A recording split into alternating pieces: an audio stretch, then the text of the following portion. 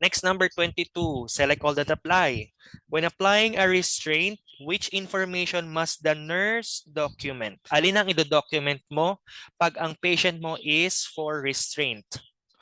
So the answer here is letter D. So you have to document what type of restraint was used. Okay, 2 point, 4 point. Okay, chemical or physical restraint. Okay, time applied. Anong oras siya unang nilagay? Okay, kasi from that time, you will going to reassess the patient to check the circulation of the extremities pag ang ginamit ay physical restraint. Pero pag chemical restraint such as sedation, hindi na po natin di natin sina-check yung specifically yung circulation ng mga extremities, but we have to take note of the time kung kailan siya in-administer kasi it is also a medication.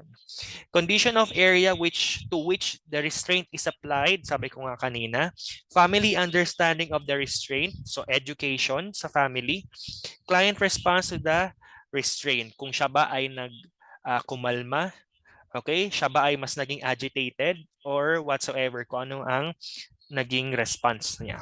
Answer here is letter dog. Okay.